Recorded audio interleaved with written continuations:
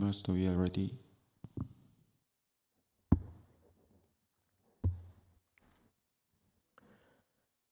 Okay, thank you.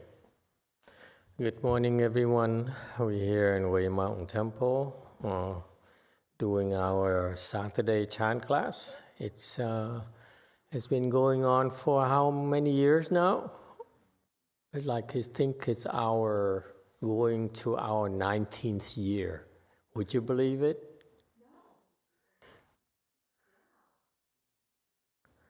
Been doing this for 19 years. Practically every single weekend. So every single weekend, we teach chant, which is actually record-breaking, if you think about it. Talking about a lot of nonsense. Okay, and somehow there's still people who are interested in listening to this nonsense we're spilling. Actually, one of the things I met with the biggest publisher, Buddhist magazine publisher in Korea. I don't know his name. These Korean names are too difficult to pronounce for me. And he's been in the business for a long time. And so he's a Buddhist, and so he asked me one of the questions I mentioned last night. He said, traditionally in Korea, they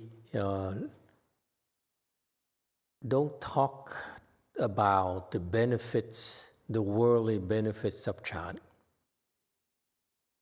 They frown upon talking about it as if it's low level. Son.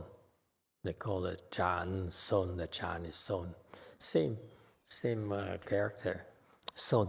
And so they said traditionally in Korea, when people talk about Chan, they talk about the spiritual aspects of chant, the lofty aspects of chants. But how come you talked about worldly benefits of chant, and here in our country we frown upon that as low level of chant? I chuckled. I told him through my interpreter. I said, you know of any monk who's been teaching chant for close to 20 years, continuously? And to be honest with you, after a short while, I ran out of things to talk about. Because if I talked about spiritual things only, there's no more newcomers. The newcomers are not interested in spiritual things. Let's be real. Chan is supposed to be, our purpose of teaching Chan is to help you, to serve you, to improve your quality of life. That we're proud of it. For 19 years now, going on our 19th year, 18 years now. This is what we do.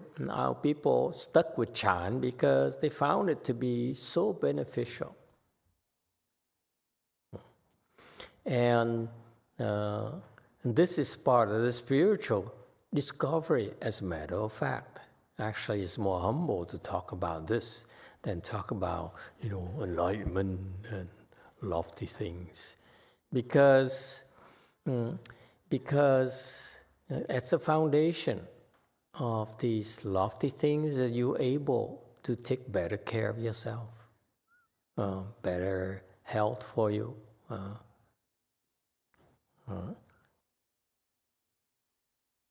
Excuse me. Better health, the fundamentals of life that are so critical for our well-being that no one ever taught us. No one ever taught me personally. Okay? And for the first half year of my life, first 40 years of my life, 39 years of my life, I was so confused, so sick, physically and mentally. And looking back, it is so pitiful that people who are educated, who are accomplished professionals, they can have such a pitiful way of life. It's no balance. It's because our parents' lives are unbalanced. They don't know any better. Our teachers are only rewarded for teaching us about how to make a living, not how to have a good life. And so that only leaves our spiritual teachers the job of taking care of our spiritual health, our intellectual health, our emotional health, our physical health. And that's what Chan is about. It's so fundamental. This is why the Chinese said,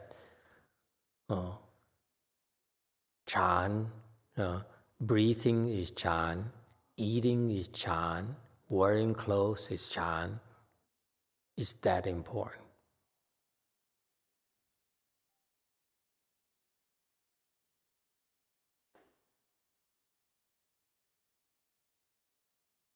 And then I explained to him, to the editor, and he said, it's not simply, we're not salesmen.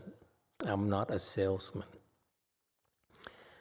Monks and nuns are not supposed to be salesmen because we're not selling anything. We're not trying to sell anything. What happened to us over the years is that we started teaching about the spiritual life of Chan, the spiritual aspects of Chan, and pretty soon there's no longer the newcomers became less and less interested. And they came because there's certain needs in our life that need to be addressed.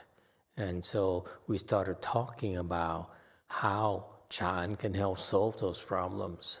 So actually, on the surface, it sounded like we're selling you health and benefits and better interpersonal relationships and so forth. Actually, I told him, what we've been doing is to help people solve problems that matter to them, problems that are so important in their daily lives. And that's what Chan is supposed to do.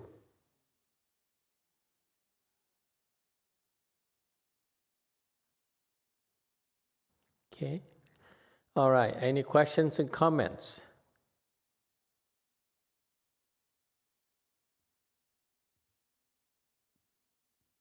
Another, let's say, worldly aspect of Chan. Okay, do you have that slide? Can you show it on the screen, please?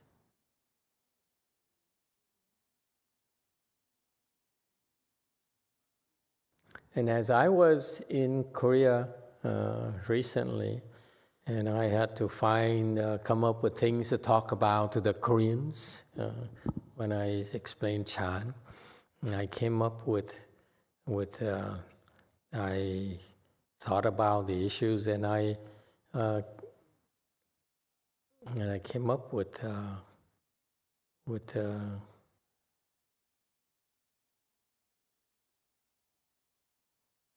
some ideas. The way that the Buddhist monks and nuns have been teaching Chan, including my masters, and the Koreans, and the Vietnamese, and the Japanese, and so forth. You can't find it?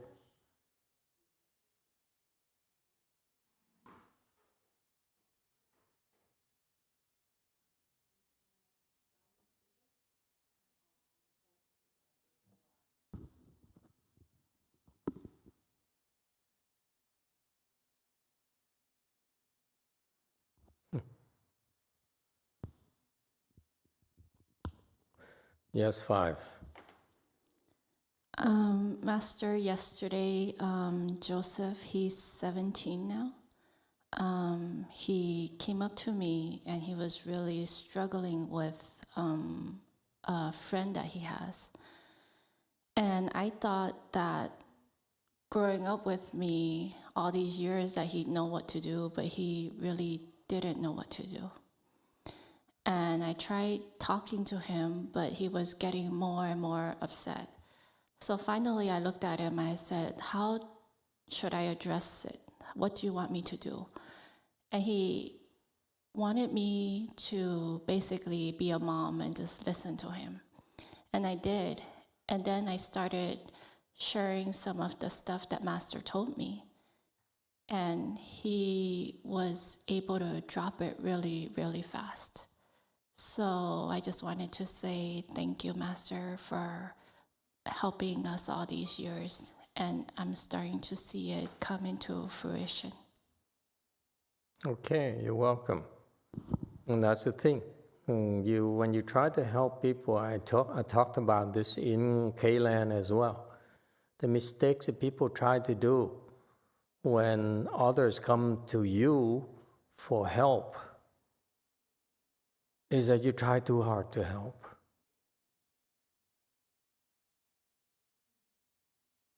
You don't have to help.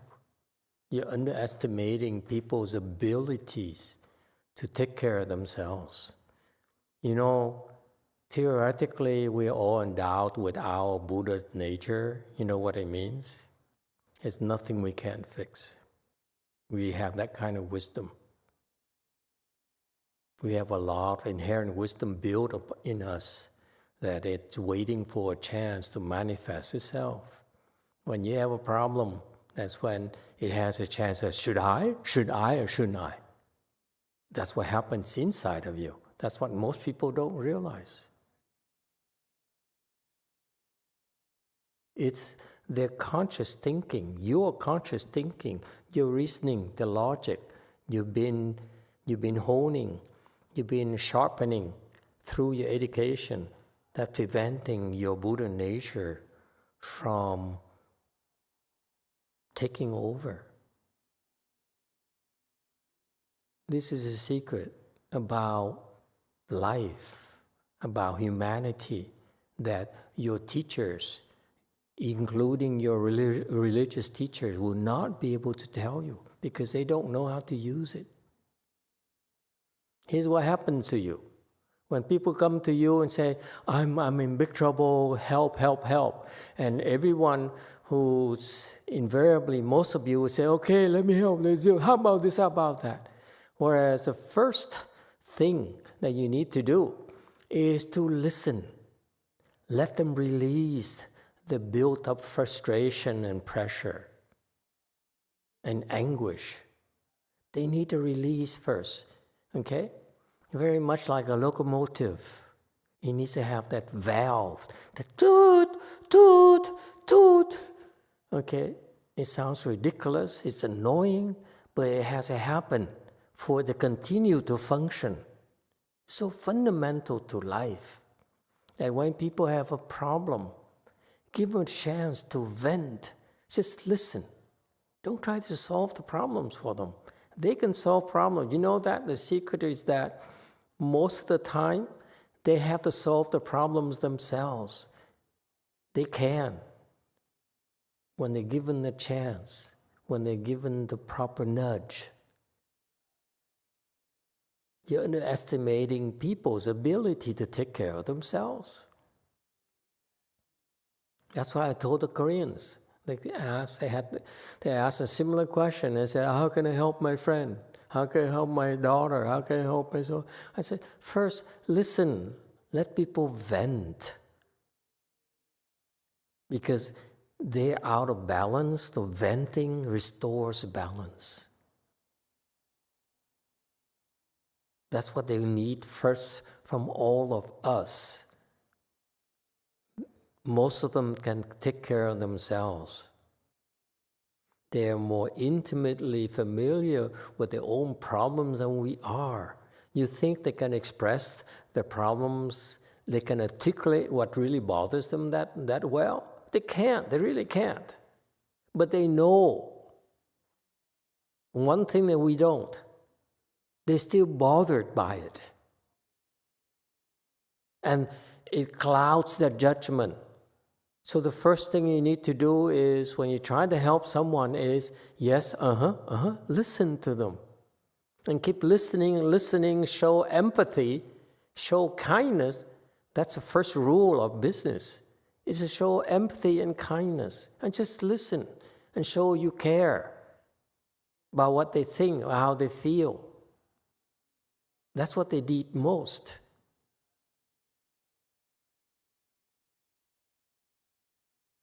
That's fundamental to problem solving.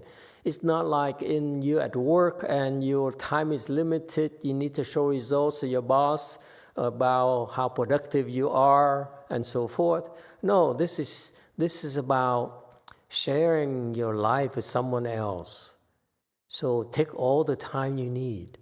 Keep on talking to them and sharing your time with them until they become calmer.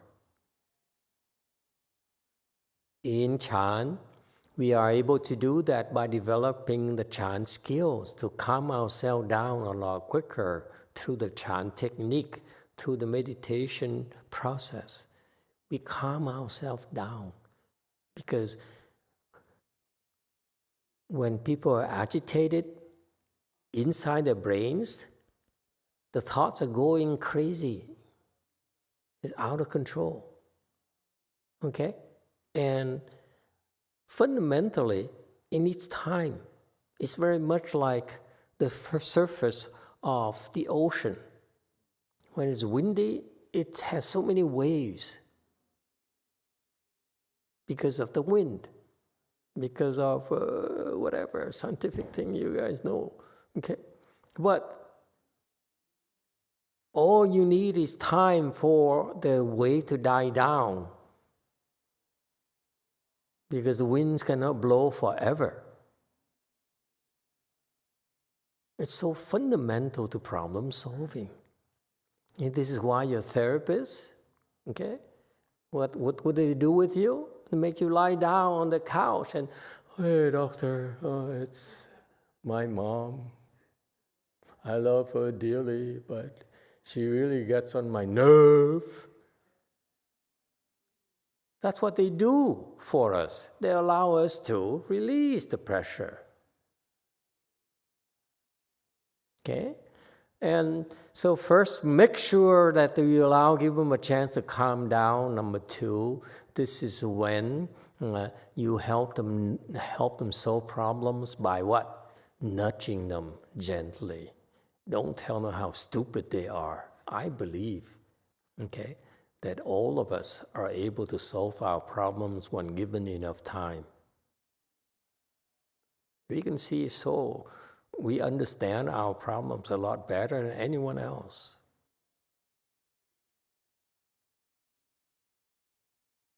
Okay?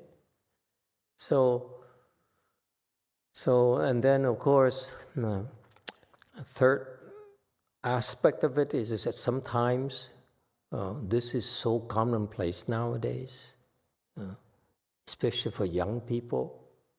It's so obvious, evident with young people, teenagers, or early 20s and early 30s people.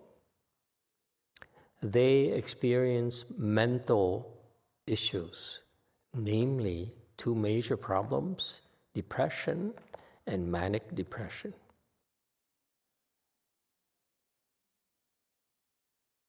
It's spreading like wildfire. And the therapists and the professionals don't talk about it because there ain't much they can do about it. Okay? And they need help. This is when we come in.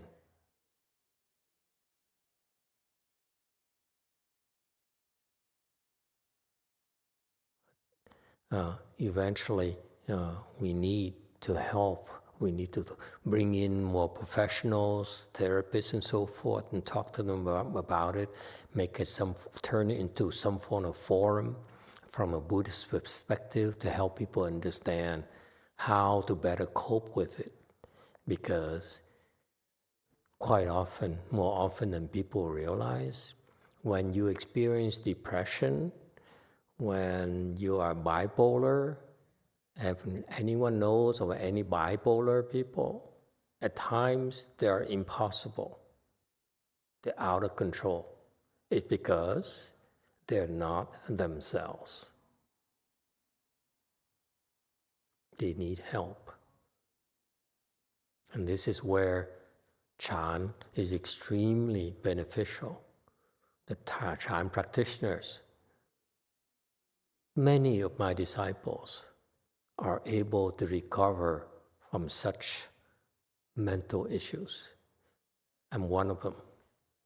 I used to be very, very bipolar without realizing it.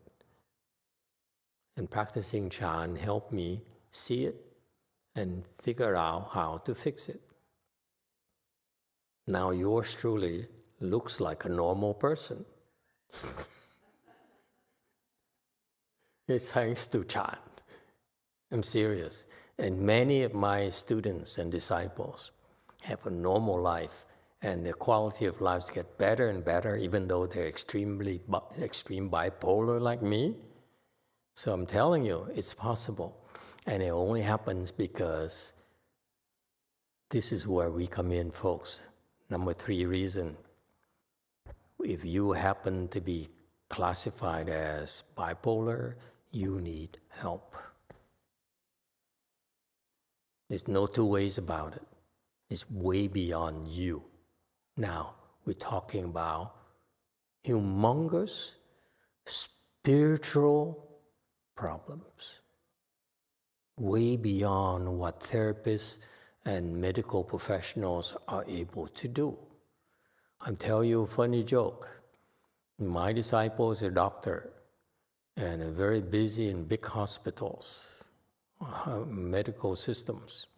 So they're so stressed out. Nurses and doctors are so stressed out nowadays that each department, each location needs to have a therapist just for doctors.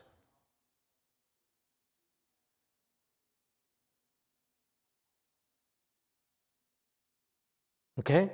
So the doctors, they help the patients' physical issues, and occasionally they would have to address some, depression issues and bipolar issues from their patients as well.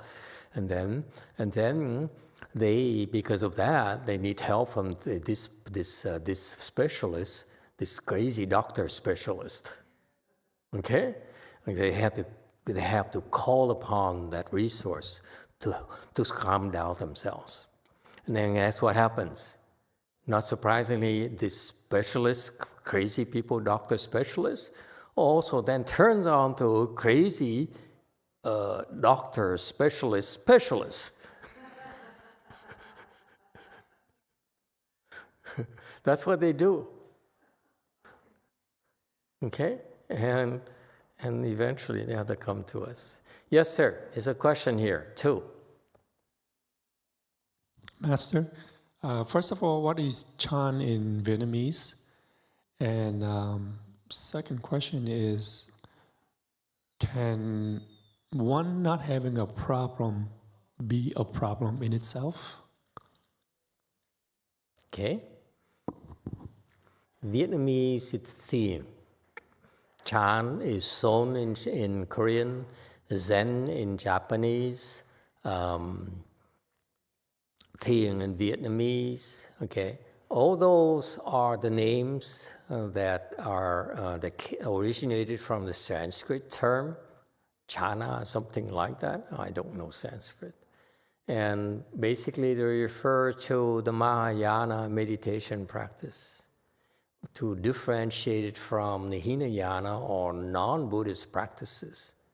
Okay, Hinayana, they don't call it Chan, they call it meditation, mindfulness meditation, kindness and compassion meditation, and so forth, and vipassana, and so forth. All those names are subsets of practices of Chan. Chan includes them all.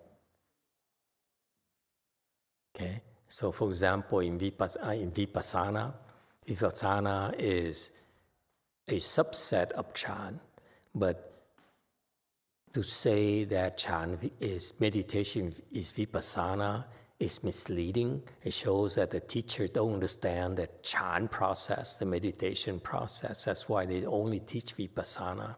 Actually, in Chan is samatha and vipassana, always. It's never just vipassana nor samatha. Samatha is stopping, vipassana is contemplation. It's more involved than I care to go into for you.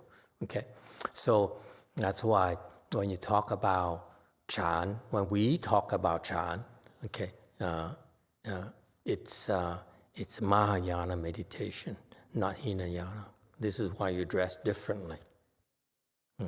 And not because of the dress alone, it's about the methodology behind it, the training behind it is the most advanced meditation practice in Buddhism, bar none.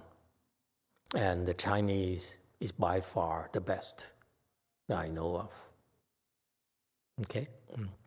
So it's evidenced by the vast literature of Chan that's available, originally from Chinese, and it got translated into Korean, Vietnamese, and Japanese, and so forth. Not just a translation, but the authors behind these works are advanced Chinese Chan monks. They're so advanced that the literature, the body of literature, body of the teachings is so profound. Okay? So that's what Chan is in Vietnamese. And what's the second question? That for one, not having a problem be a problem in itself. Okay.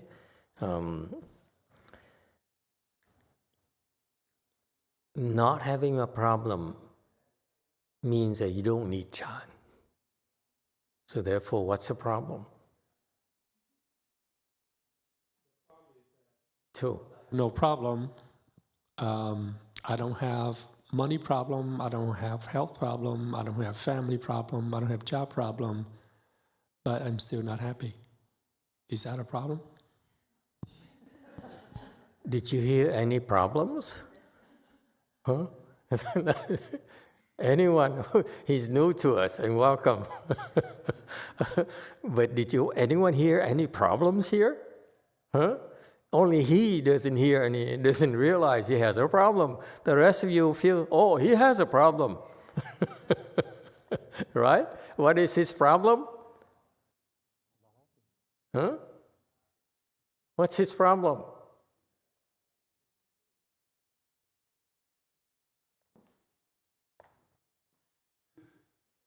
Anyone? That he feels he has no problems.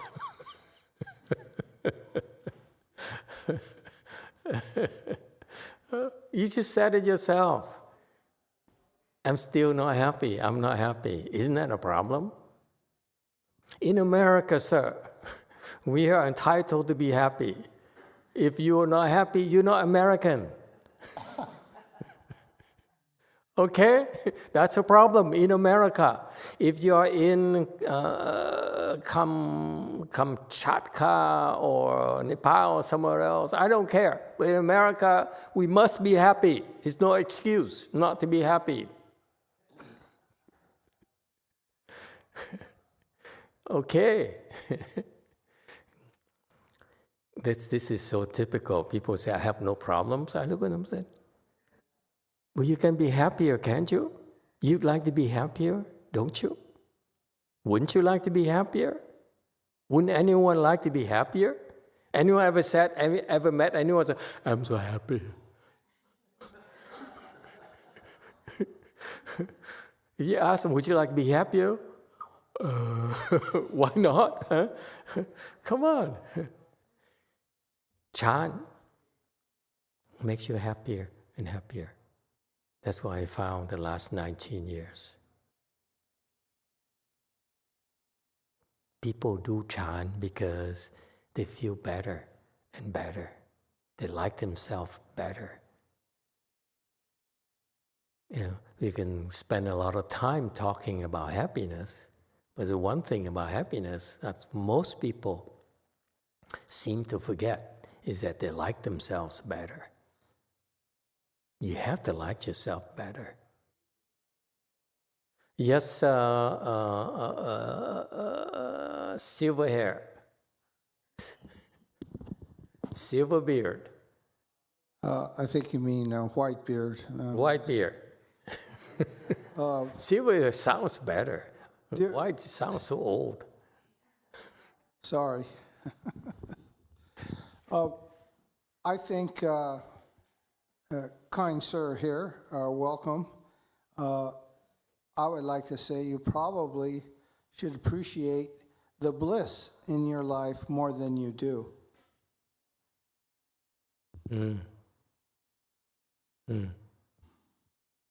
Okay, yeah. What he's saying is kind of sacrilegious for us Buddhists. That he's happy and he has no problems. And Buddhism, we say, well, you have problems. Oh my God, you have so many problems. Why can't you see you have problems? What's the matter with you? What are the problems we're having? Buddha says, it's from a Buddha's teaching, not from my crazy and stupid attitude. Buddha says what? First truth in life is suffering. Whether you see it or not, you are suffering. Whether you're aware of it or not, you're still suffering.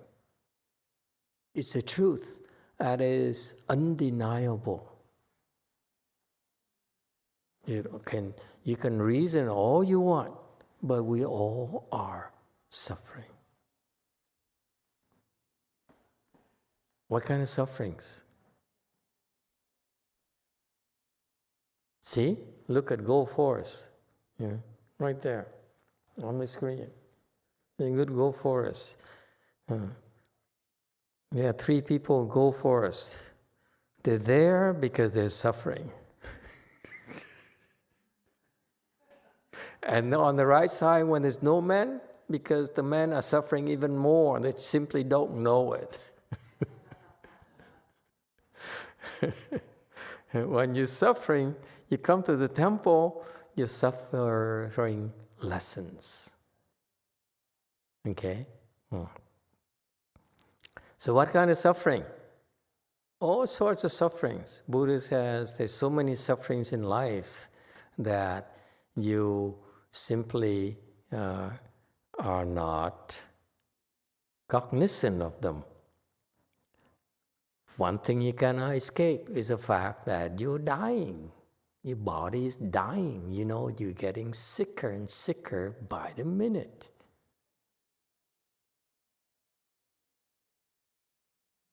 You know, this fundamental fact is that when you go to work, yes? What people don't want to talk about is the fact that when we work, we are what? We make money, and what price do we have to pay with that? Our health. Agree or disagree? 8 hours a day, we slave away, make money, make a living, take care of ourselves, our family. In exchange, we pay that with our health.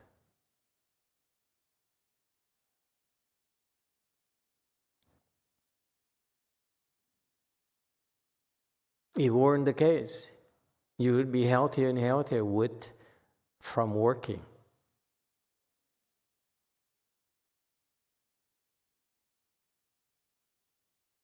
Yeah?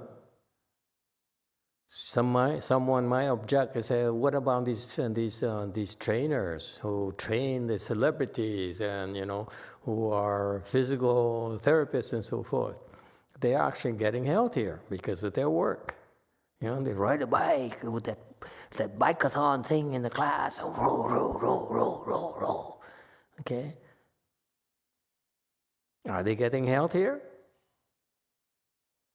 If they were really getting healthier, and how come they have more wrinkles in the forehead? Huh? Our body deteriorates. Okay? And if all the physical thing, the exercise thing they're teaching us, they're doing themselves, actually creates wear and tear on their bodies. More than normal. Yeah? And when you work out, and this is not a knock on working out, everything has plus and minuses. Okay?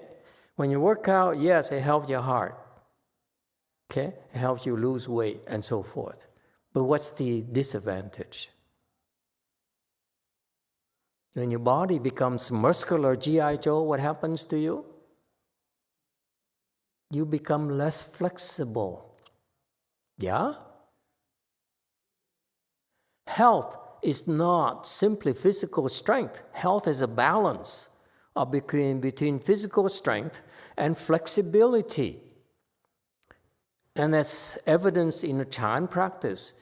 The more advanced you become in Chan, the more your flexibility increases. Assuming everything is serita paribus, assuming everything is the same, remains the same. But it's not the case because your body is dying, so nothing remains the same. Let's face it. But my point being that when I notice you improve, your samadhi level increases in Chan. In Chan, we're very scientific. We look at you and say, oh, you improve. Oh, you improve. Because every time I say that, invariably, your body, you realize that you become a little bit more flexible. Why flexibility? Flexibility is because your chi flows better. That's why you become more flexible. When your samadhi increases, your chi flows stronger, therefore your body becomes more flexible. Whereas when you work out, G.I. Joe, your body becomes more inflexible. And that's a sign that it has some negative effects on your health. So you can't convince me that these trainers and so forth are actually doing something that's good for their body. Oh no. It's some good aspects, but there are also some bad aspects they don't realize.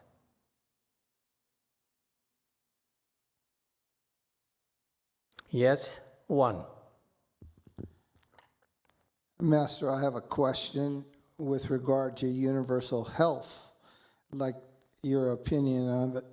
Why is it that females hold the position of superior longevity? I was given this idea just the other day when I was in an assisted living center where my sister is, and I walked by the bingo game, and there were about 20 women playing bingo and 2 men. And this is pretty much across the board, at least in our society, that women by far and away gain superior longevity when we just puddle out. Mm-hmm. When we're 78, 85, somewhere around there, most people die. Mm-hmm. And then those of you who know me real well know what the answer to that question would be. It's because real men don't play bingo.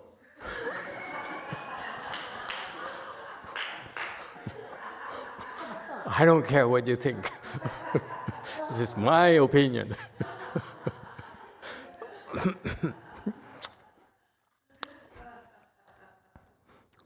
So why are women healthy in general? In general, it's because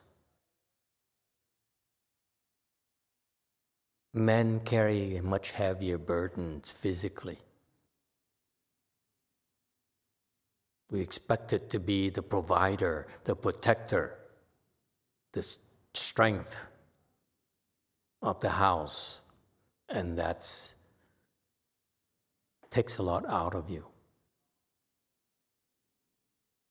There's a lot more going on I care to tell you about, because the more I tell you about it, the more you become depressed. Okay? But the fact is that men in our society, maybe unlike in the Amazon society, where women rule, okay, that's a different thing. In a patriarchal society, men have more wear and tear in the bodies than women, because we expected to carry a heavier burden. And honestly, okay, I feel that the demand for equality between men and women is nonsense. I want equality among everyone, not just men and women. There's also equality among it and bisexual people, LGBTQ+, and so forth. Okay, don't talk to me about nonsense about men and women are equal. Okay, we're not. Men are not equal among themselves. How can they be equal to women? It's kind of nonsense that it sounds good. It sounds politically correct. That's why people use it to sell themselves. But to me, it's all sheer nonsense. Men are clearly not equal. Some are taller, some are a lot shorter. Good Lord. Okay? Some are smarter, some are more stupid. Same with women.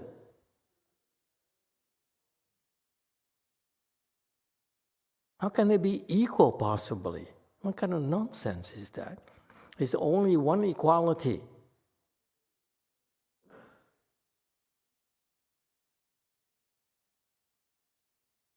Deliver. Yeah, of course, you can tell, yes, of course, because men are in control, therefore they manipulate and they use people. Don't say that, oh, they're not fair to women. They're also unfair to men as well, to minorities. That's called capitalism. It's nothing new. So don't, just cut out the crap about equality thing.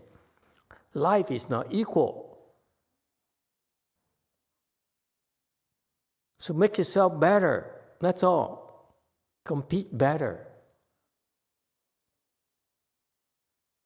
Yes, 3. Thank you, Master. First of all, welcome back to the United States. It's so good to have you back. Thank you. I was actually talking about this very topic downstairs earlier. I thought I would share.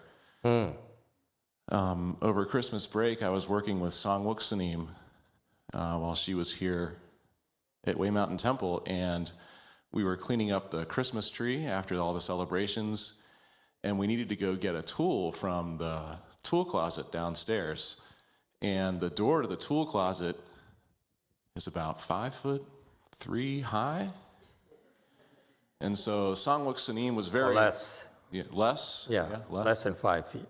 And I'm about 6'4" with shoes on. So Sangwook Sanim was very nice and opened the door and walked right in. About 4.5. And when Sangwook Sanim opened the door and walked right in, I noticed she didn't have to bend over at all. Yeah. Which makes her better than us. We have to bend. It was such an unfair advantage. We have to stoop. And I said right away, Sunim, you didn't have to move at all. You just walked right in. And she looked back at me as if nothing had happened. And I was so impressed. What a revelation, huh? We carry such big burdens, the big bodies. Yeah, life is unfair. Come on, folks. If you feel it's unfair, do something about it instead of complaining, it's so unfair, so unequal. Because in Buddhism, it's unfair, it's unequal because you deserve it. So stop complaining, do something about it. Undeserve it, okay? That's American. Not this equal thing to me is total nonsense. I'm not equal. I'm a lot shorter than he is. I don't care how much, how hard I work. I mean, I'll never be as tall as he is. Okay? It's just my limitation, my shortness is a fact. Okay, so going back to his point, is that I have no problem is a problem? Just because you know where you have a problem doesn't mean you don't have any problems. The one simple thing is I ask all of you is that it can be so much better. So much better. I'm not talking about small improvement. I'm talking about leaps of happiness, of fulfillment in life.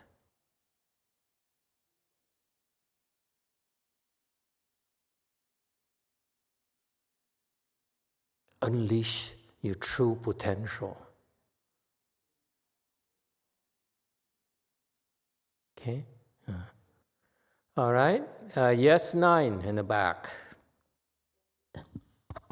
Thank you, Master. I'd like to share a short story. On the way to temple, my husband drove the car, and he had a kind of semi-road rage, and he was behind the... Semi-road rage? Yeah, Is there such a thing as semi-road rage? I call it because he has different level tiers of road rage. So I call it semi today. Okay. So he was behind the slow car, and he complains and complains about the slow car.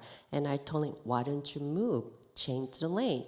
And he wasn't listening because he wasn't so, I guess, he was so angry. No, afflicted. We don't Yeah. use angry. Yeah, afflicted. And no matter what I told him, of course he's not going to listen. And he was complain about a mile. And we were in the street. That's a good couple minutes. And he was just vexing at me nonstop. Vexing nonstop. And about a couple minutes, about a mile drive, I couldn't take it, and I was mad at him. I couldn't take it. No. And I made some comments on him, harsh words, and then we came to temple. It doesn't sound like you. And we came to temple, and I'm glad that I'm sitting here and meditating because I feel so calm. And also, through the Chan meditation, I'm very aware of my faults. What's your faults again? Is it possible? I have anger and... Anger? Yes, anger, and I couldn't take his vex at me. I couldn't take it. It was outflowing my... It's beyond my control. I couldn't. But the bottom line is, it's not I'm you. here to... It's not you. I want both of you. You have this problem. It's so obvious. It's time for you to be taught. Okay? I'm sick of hearing this. Sorry. I lose control too. Okay, I too have a control issue, self-control issue. Not controlling you, self-control issue. Okay, it's about time you guys realize. One thing you need to realize, that you're both very manic. Road rage is, by the way, is manic behavior. You know that? I used to have the same problems. I was so bad. These Oriental drivers, They are impossible. They have no clues of the American etiquette on the freeway, and when you drive, there's certain etiquette. But no, especially ask the Taiwanese, ask the Vietnamese, ask the Chinese in Silicon Valley. They have no clues. They drive you up the wall. I used to be so angry that my ex-wife sat next to me, the poor woman, God save her soul. She was frightened of how angry and crazy I would become. So what I heard from you, ma'am, you ain't seen road rage yet. Okay? So spare me. I'm kidding. So we recognize your behavior is manic. He's manic because he says he blames his affliction on the driver in front of him. He chooses to be afflicted. All he has to do is turn away or pass him. He has, what kind of car you have? You have a SUV, right? And it goes by 14 miles to the gallon. Yeah. You can pass that guy. You can pass most cars in the world. This was part of the scenario, Master. There were additional... What excuses do you have? Well, once you cross over Valley Boulevard here in Rosemead... It's all Oriental drivers. On weekends, forget it. Per the Big Lebowski, I think Oriental is no longer the preferred nomenclature, but I will follow your lead, Master. So the Asian drivers were not just in front of me, but they also have a knack for staying next to you. So despite the V6, 265 horsepower is available to me in my Toyota Highlander, I was effectively boxed in. Okay. But there's a median thing where you pass, right? Never mind, it's Asian driving. And yes, I really appreciate you pointing out that I am blaming my mania on the driver in front of me. And those. Yes, right. it's annoying, but who asked you to stay there? It's not like you married to that driver. You can change streets. Don't tell me you're going to drive, turn to your right and then go take a different route. You run to more Asians? Yes, but not all are that bad. Okay, stop blaming the Asians. That's how we drive. You in our territory.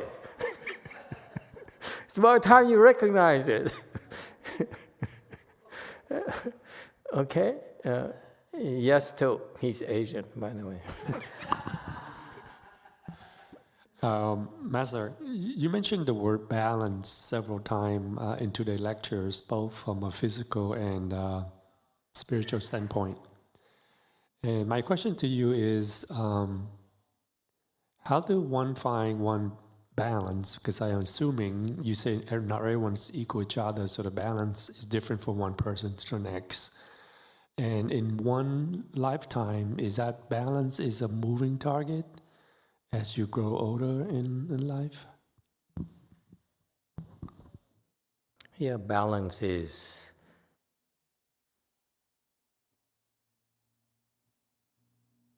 freedom from afflictions.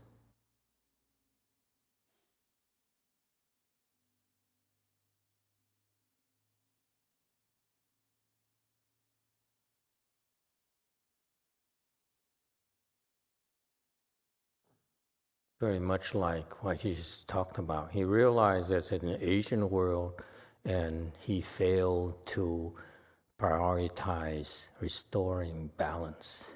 Instead, being manic, he chose to stay unbalanced. And when you choose to stay unbalanced, you're afflicted and you cause everyone around you to be afflicted. You're poison. It's so fundamental to life. Don't tell me you don't have a problem. You are a problem to me when you're afflicted, sir. You're poisoning my air, my food. Your presence is a menace to society. Wow, that's extreme, huh? Okay?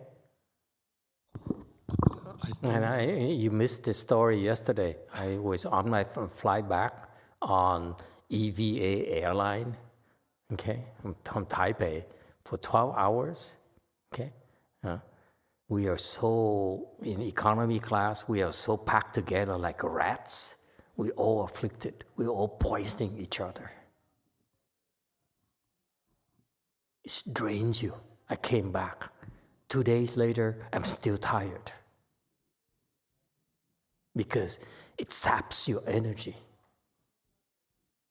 Being with afflicted people, angry people, upset people. And I'm saying that because I need you to be aware of it. When you're aware you're afflicted, you're poisoning the person closest to you. Right then. So you need to restore balance because you need to stop it. You are poison. Stop poisoning us. Okay? So you see this couple here. He's afflicted because he chooses to blame someone else for the affliction. All he has to do is say, okay, these two Asian drivers, I've had enough of them. Happens to me too, by the way. I drive in Valley. You don't want to drive on Valley, by the way. In our town, you don't want to drive on Valley on weekends. I don't care what your GPS says. I would never take Valley. They must have an option on our GPS. Come to our area, no Valley Boulevard. Okay, because it only afflicts you. Okay, it's not good for you. So you choose to blame these two drivers. This is manic behavior. Remember, the key word is you blame someone else for your affliction. You choose to be afflicted. Yes, it's annoying, but you chose to remain afflicted by sticking with them. That's a subtlety about manic behavior. All you have to do is say, hey, these people are not, clearly don't know what they're doing. They're too Asian in America. Okay? You can't fight them because it's their neighborhood. So all you have to do is get out. Yield to them. Okay? Don't fight them, yield to them and change roads. Don't take Valley anymore forever. That's all. You chose a manic behavior, you chose to remain afflicted by blaming others. When you blame others, it feeds back. It's a closed loop. It feeds back to your affliction. It increases your affliction. That's a manic behavior. All you have to do is cut it off and say, hey, I'm being manic. It's no one's fault. It's just being Asian. This is how we look. Like it or not. Okay? There's nothing you can do about it. And what do you want to do? Plastic surgery? I like my Asian face. Okay? Same thing with that woman there. He says, my husband be unreasonable. You're so right. But so what? He's your husband. You don't like it, you say, hey, hubby, I tell you what, let me get off here. Let me go Uber.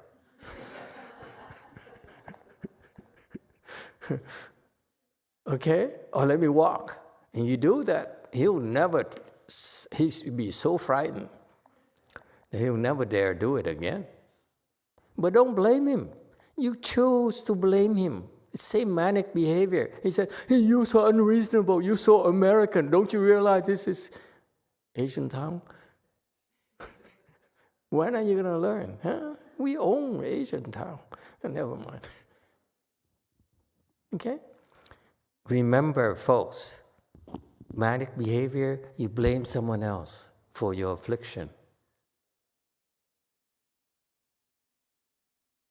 That's all I want you to remember today. Today we joked a lot. We all remember this is what manic people do. Look at yourself. Don't blame others. When you blame others, you're being manic. You're not yourself. Yes, 5. Master, 15 years ago, the first day of class, this topic came up. And it was a couple, and the wife was complaining that the husband was cursing at the other car, and she had to hear everything. And I was going through the same thing in that my ex-husband was speeding when he gets angry. He would just start speeding, and I would freak out. So what happened was, eventually I learned to just close my eyes. So even if he was speeding, I'm like, if I die, I die. So I wasn't afflicted anymore. You know, I have to admit to you, when I was younger, I was just like him, a lot worse. A lot worse, let me tell you, Asian woman. A lot worse. And I remember my poor ex-wife, how frightened she was when she saw me in that state. I was crazy. Literally crazy. And she had to bear it. I feel so ashamed. Okay? Now I feel better. Now I admit it. This is a secret I've been keeping very deep in my heart. I said, no one needs to know. It's a horrible thing to do to someone else, let me tell you. And the only excuse is that the sooner you realize it's not you, you're being manipulated by a manic ghost, that's all you have to remember. Is you're not being yourself. It's not you. It's a ghost that manipulates, that plants those thoughts of blaming in your brains. This is what I meant earlier about point number 3, about helping others. This is a time when you need help. Because you need our help. They're too strong for you. Okay? This is when you say, okay, you win. Okay? I give up.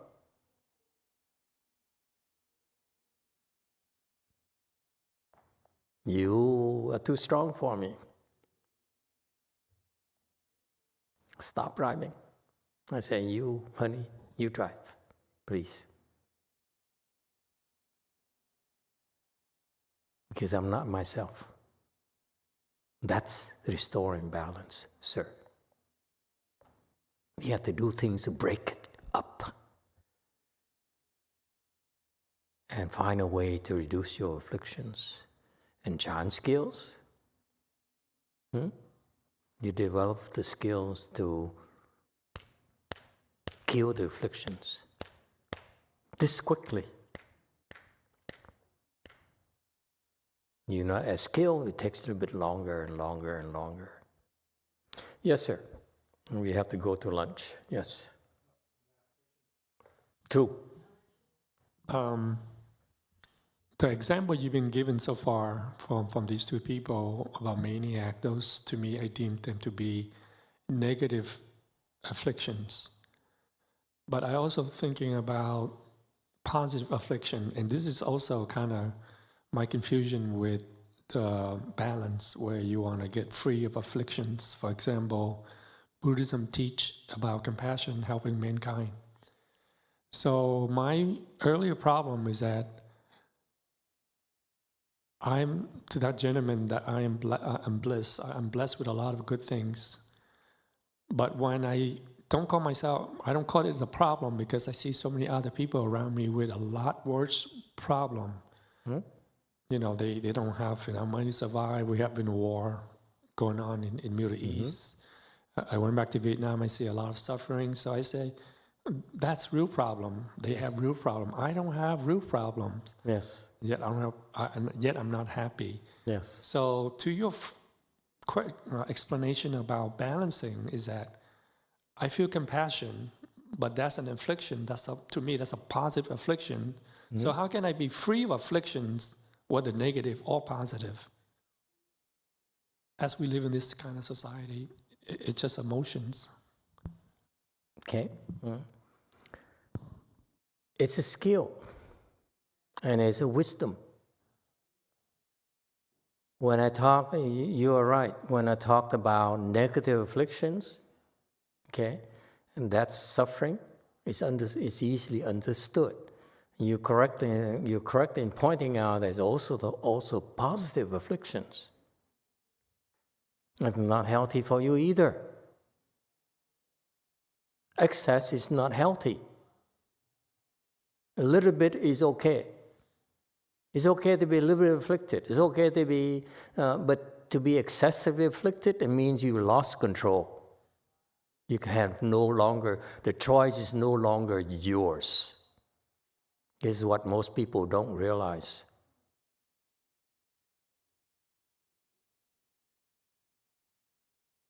If you, let's say, you love too much, that's suffering too, isn't it? So yes, positive afflictions is also suffering. So that's why balance is to reduce that. There are times where you should be in love a lot. There are times where you should not be, because it's not good for you, it's not healthy for you. No one can be excessively in love all the time anyway. It's not possible. No one is able to be excessively afflicted either. We don't have that kind of energy. It burns us up. Okay? Well, when I talk about balance is that, number one, awareness that you're out of balance. Most people are not aware that they're out of balance. Typical. This will happen to all of us. We are not aware we're out of balance. That's why we don't know when we're supposed to be not to be afflicted. I just came from an Asian culture country where women are conditioned, indoctrinated to suffer, make sacrifices for the family. And to me, deep down, it bothers me. You know why? I grew up watching my own mother suffer so much for her husband and for her family because she's supposed to. It bothered me that when we had lunch, that all of us sat down and ate, enjoy ourselves. She's slaving for us back and forth. I used to tell her, Mom, can you sit down, eat with us? She said, No. I like it when I see you eat. Seriously? They indoctrinated to slave for us. To me, it's total nonsense. There's no talking to her until her body broke down and she had to take up Tai Chi to recover her health. Because her husband would not care less. They expect that of her. The society expects that from our women. It bothered me so much. I ran away from that culture. To be honest with you, I said, if this is what I'm going to become, I don't want this.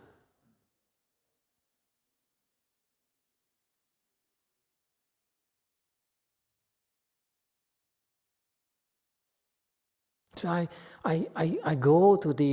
go back to this Asian culture where I see this happening. It bothers me.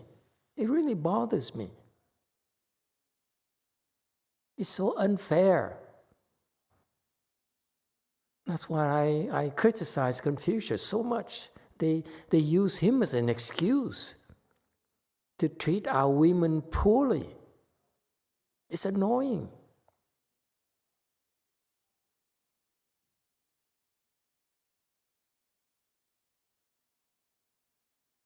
It's a revolt right now in the Asian cultures. Now women are making men pay for it. The young ones, yeah? Look, girlfriend is really abusing her boyfriend. Now I see the exact reverse.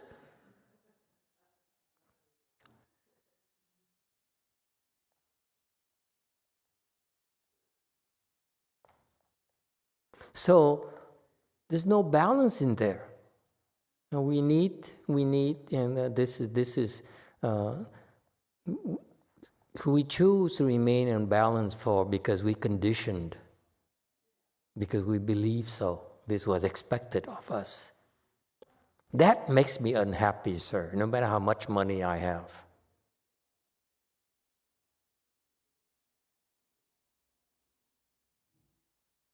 And I understand you're not the only one. I have a lot of people, recently, a lot of people came to me and have the same viewpoint. Say, hey, why do we need Chan? Why I need to cultivate suffering? I don't have any suffering. I see people suffering a lot more than I do. Okay, then you're not at your best yet. Because let me ask you, if you see your mother suffer like that, wouldn't that bother you? Can you be happy when you see your mom like that? Never mind about your mom. What about the stranger? It's someone else's mom. What happened to your compassion? I'm unhappy about it. That's why I'm doing this. Why does it have to be that way? Why I still have a chance. I'd like to change it. I'd like to do something to change it. What? What for? In memory of my late mother. I could not help her. But I'm going to try to help as many women as I can in her honor.